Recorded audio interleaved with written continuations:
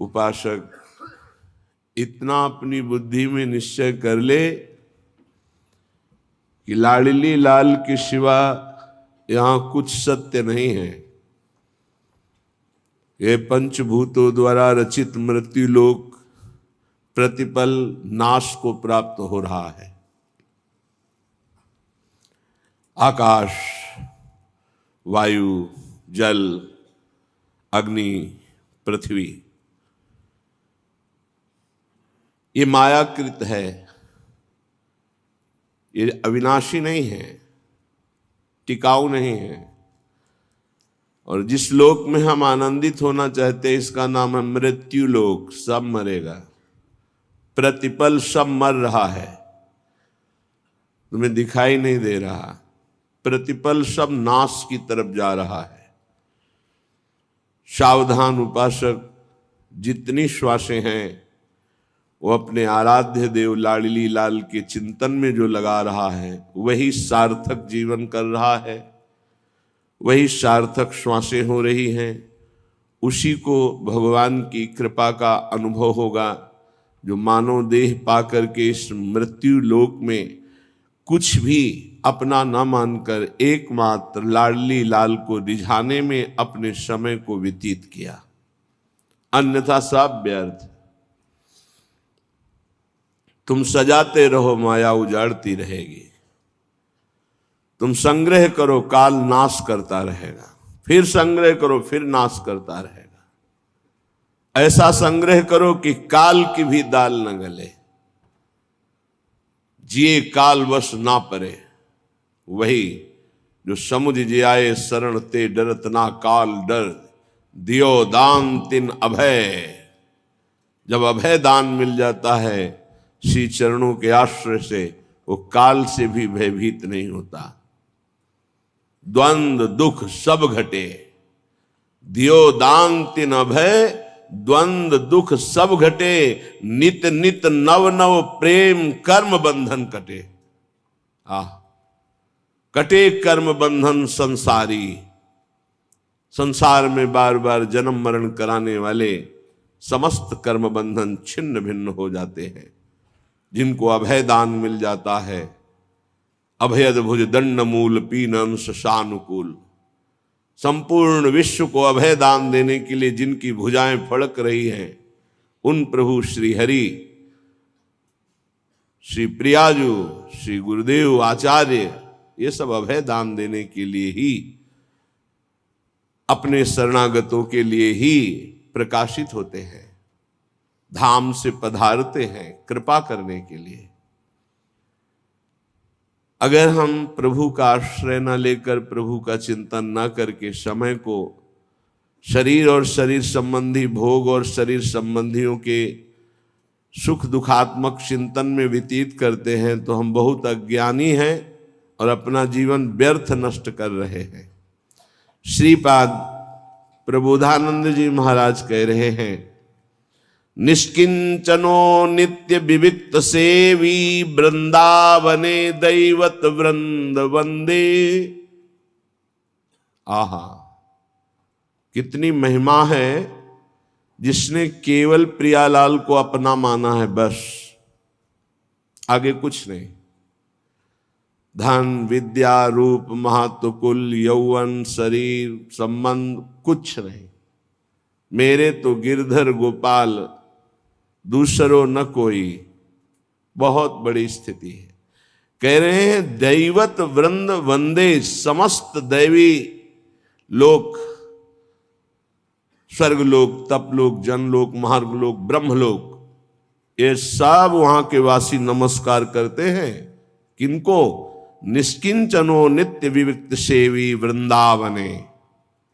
जो वृंदावन का आश्रय लेकर वृंदावन वास स्वीकार करके अकिंचन भाव से रहता। अकिंचन का मतलब दरिद्र नहीं होता, गरीब नहीं होता। जिसके हृदय में प्रियालाल के सिवा किसी से भी अपनापन नहीं है उसे अकिंचन कहते हैं। जिनके जीवन में केवल लाडली लाल है, श्यामा श्याम है, उसे निष्किंचन कहते हैं। वो चाहे चक्रवर्ती सम्राट ही क्यों न हो। यदि एक कमंडल एक लंगोटी पर भी शक्ति है तो वो निष्किंचन शब्द से सम्मानित नहीं हो सकता। और चक्रवर्ती सम्राट है लेकिन हृदय में प्रिया प्रीतम के सिवा अन्य कहीं अपनापन नहीं है तो वो निष्किंचन कहा जाएगा। निष्किंचन नित्य विविक्त सेवी, जो नित्य एकांत भक्ति में रत है। एकांत का तात्पर्य है हृदय में आराध्य देव के सिवा और किसी का चिंतन नहीं, उसे एकांत भक्ति कहते हैं। ऐसे महापुरुष को देवता जन भी नमस्कार करते हैं, प्रणाम करते हैं। श्री राधिका माधव नाम धाम द्वयम कदा भाव भरेण सेवे। श्री राधा माधव उनका नाम, उनकी सेवा, निष्किंचनता ये है कि केवल प्रिया प्रीतम का नाम, प्रिया प्रीतम की सेवा, प्रिया प्रीतम का आश्रय, प्रिया प्रीतम का चिंतन। ऐसे महापुरुष को सदैव बड़े बड़े ब्रह्मादि देवता भी नमस्कार करते हैं। इसलिए हे भाई, जानन्नप्यमृत विहाय गरलम भुंजे स्वयं बंधम प्यार तीव्रात निबंधनम दृढ़तरम कुर्वे शुद्रक स्व अंधवत श्री वृंदाटवि मातरे कमि मज्जीवातुरस्ति स्वयं यत्त्वं स्नेहमयी विकृष्य जनताम स्वाकम समानेष्यसि। हे भाई, तुम जान करके भी विष पान कर रहे हो। तुम जानकर जब विष पान कर रहे हो तो तुम्हें कौन बचा पाएगा। जान बूझ नर संग्रह करहि, कहा उमा ते कहे न मरहि। जानबूझकर विषय का सेवन कर रहे हो तो मरोगे नहीं, तुम्हारा पतन हो जाएगा। जानबूझ करके कर रहे हो, धोखे से हो जाए तो क्षमा है, जानबूझकर तो फिर दंड के पात्र बन जाओगे। जानन अमृतम विहाय गरलम भुंजे स्वयं बंधम। जानते हो राधा नाम सुधारसम, राधा नाम अमृत है, कृष्ण नाम अमृत है, हरि नाम अमृत है। इसको छोड़ करके व्यर्थ वार्ता, भगवत शरणागति को छोड़ करके भोगों का आश्रय, समुदाय का आश्रय, धन का आश्रय, ये विष पी रहे हो जानबूझकर। बिल्कुल सत्य मानिए, बहुत कीमती जीवन है। आश्रय से भगवत प्राप्ति होती है। अगर अंदर से आश्रय श्यामाजू का हो गया है तो भगवत प्राप्ति निश्चित है। अंदर से आश्रय भोगों का है, व्यक्ति का है, धन का है, अपने बल का है, साधना का है तो धोखा है। स्वयं बंधनम, जानबूझकर तुम बंधते चले जा रहे हो। प्यारति व्रात निबंधनम दृढ़तरम कुर्वे शुद्रक स्वंधवत। तुम अंधे नहीं हो लेकिन अंधे बन रहे हो। तुम अपने बंधन को दृढ़तर कर रहे हो, जिससे महादुख मिलता है, ऐसे आचरण करते चले जा रहे हो। प्यारति व्रात निबंधनम दृढ़तरम, जहां बंधन मुक्त होने के लिए तुम्हें मानव देह मिला, वहीं तुम ऐसे पापाचरण कर रहे हो कि तुम्हारे बंधन और दृढ़ हो जाएं। तो बोले फिर ऐसे के लिए क्या उपाय है, कैसे कल्याण होगा, कैसे मंगल होगा। तो बोले जो माता से भी अधिक स्नेह करने वाली वृंदाटवी है, श्री वृंदाटवी मातरे कमि मज्जीवातुरस्ते स्वयं यत्त्वं स्नेहमयी विकृष्य जनताम स्वाकम समानेष्यसि। यदि तुम अब भी अपने जीवन को सुधारना चाहते हो तो मां के समान अत्यंत करुणामय ये वृंदाटवी है। आ जाओ, ये तुम्हारे सारे पापों का नाश करके, सारे दोषों को मिटाकर तुम्हें प्रिया प्रीतम के समीप पहुंचा देगी, पक्का। बिना वृंदावन रज का सेवन किए, वृंदावन की कृपा के बिना रसिकों का संग नहीं मिलता, रसिकों के संग के बिना प्रेम रंग नहीं चढ़ता, और प्रेम देवता मिले बिना सिद्धि होए न कारज। बिना प्रेम प्राप्त हुए समस्त पाप नष्ट नहीं होते, भगवत तत्व का बोध नहीं होता, भगवत प्रेम नहीं होता।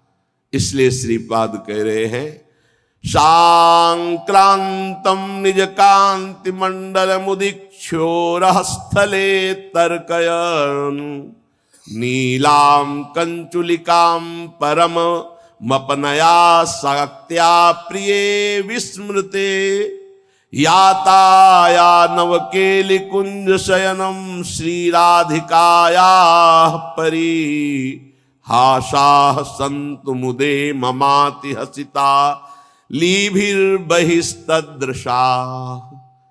यदि तुमने वृंदावन का आश्रय ले लिया तो तुम्हारे हृदय में प्रिया प्रीतम के प्रति ऐसा प्रेम प्रकट होगा कि लीला झलकने लगेगी। एक अद्भुत लीला का यहाँ एक श्लोक में दर्शन करा रहे हैं। जैसे श्रीमद् चतुरासी जी के पद में आज निकुंज मंज में खेलत, 7वां पद है, आज निकुंज मंज में खेलत नवल किशोर नवीन किशोरी अति अनुपम अनुराग परस्पर शून्य अभूत भूतल पर जोरी। आज हमारे नवल किशोर प्रियालाल खेल रहे हैं।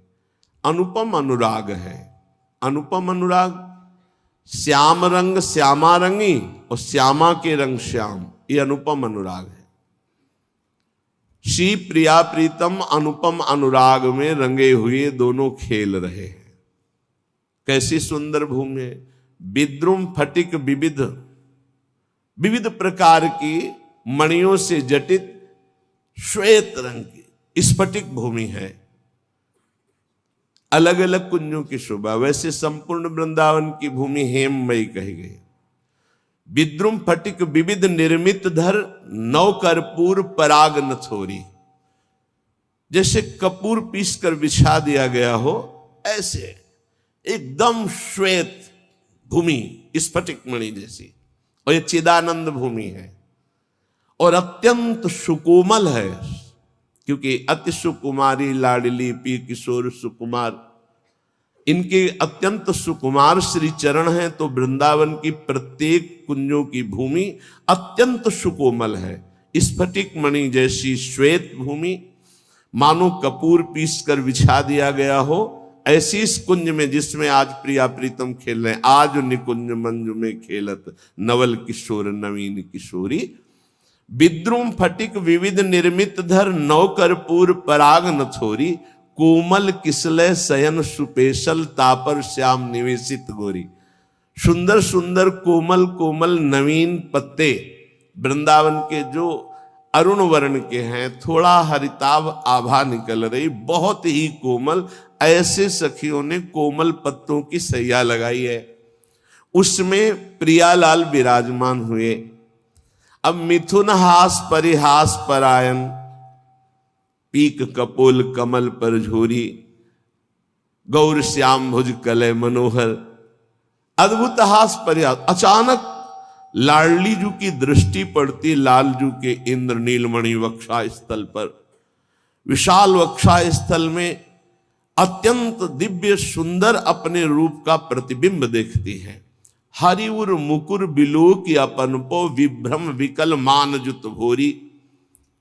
प्रियाजू एकदम मान धारण कर लेती है कि ये तो कपट करते, हमसे प्रेम की वार्ता करते हैं। हृदय में कोई नवीन सुंदरी विराजमान, 64 कला प्रवीण तदपि भोरी। हमारी स्वामी जो रूप राशि अति चतुर शिरोमणि, अंग अंग सुकुमारी, ऐसी प्रियजू पर अति भोरी। भोरापन देखो।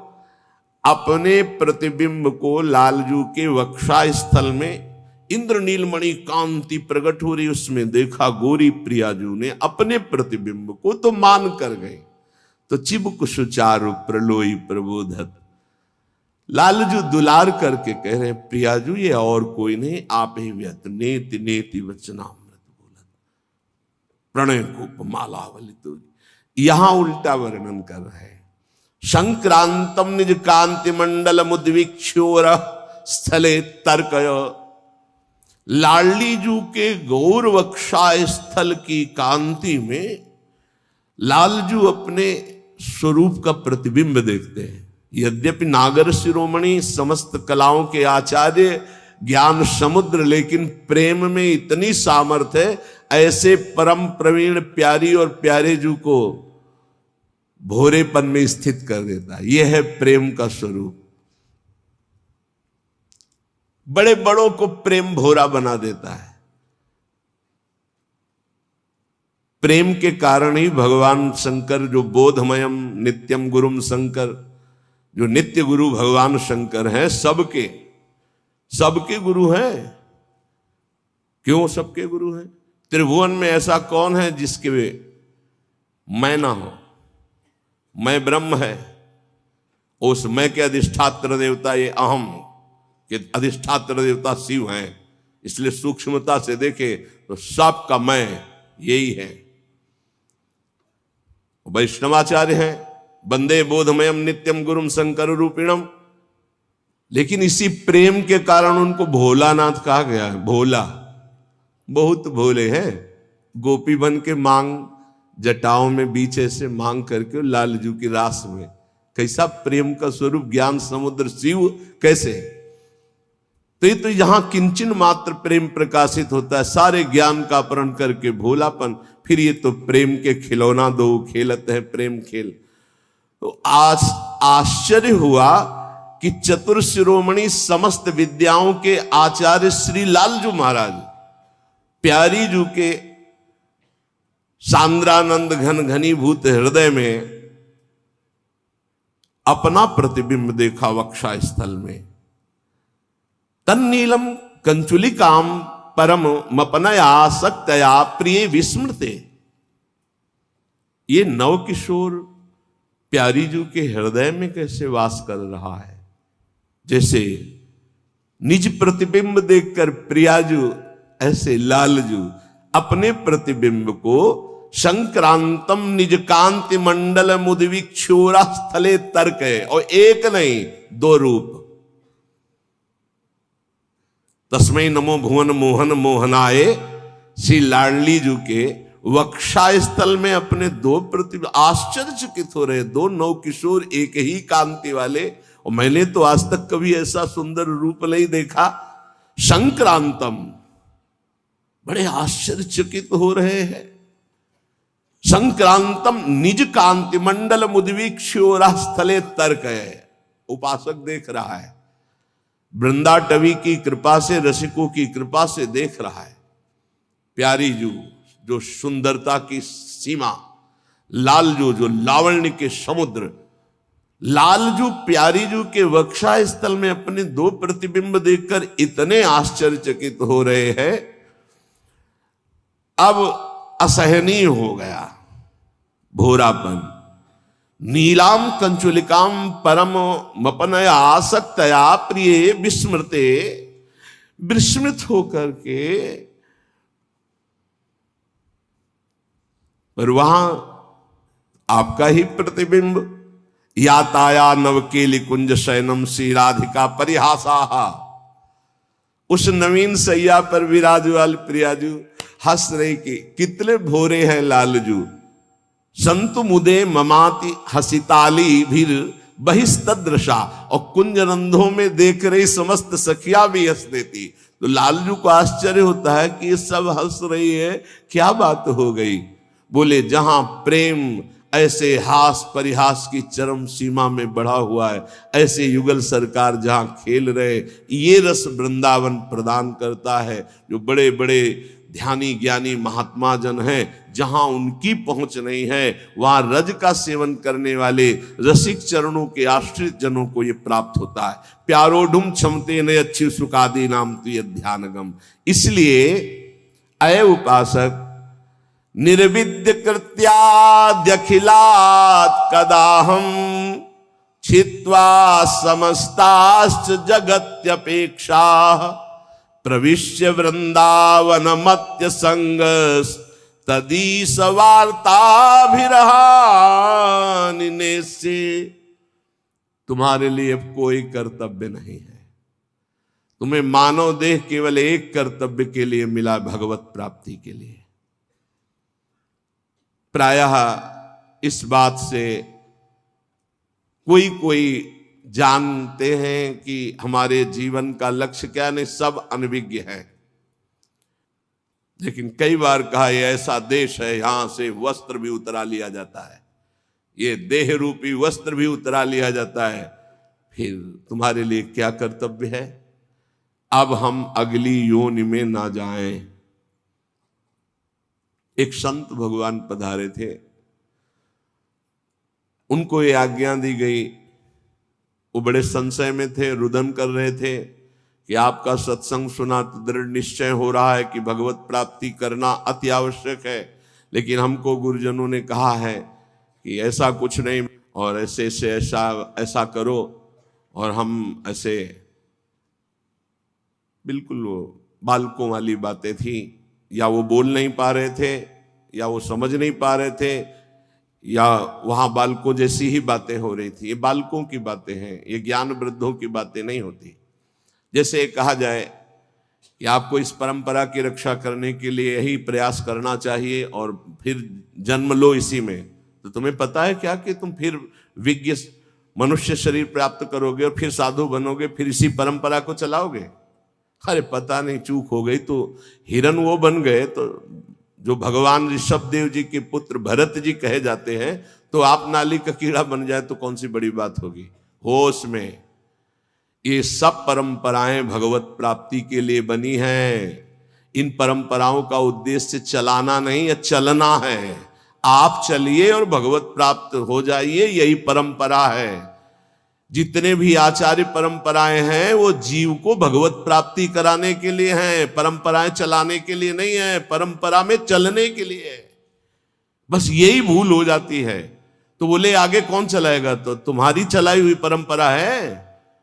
ईश्वर आचार्य रूप में अवतरित होकर के परंपरा चलाता, वही निर्वाह करता, वो विविध रूपों में आकर के जहां देखा कि अब इस परंपरा का ह्रास हो रहा है, वो तत्काल किसी न किसी विभूति के रूप में उदय होकर फिर प्रकाश कर देता है।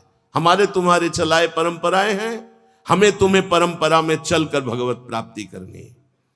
बहुत समझने का। निर्विद्य कृत्याद्य खिलात कदाहम।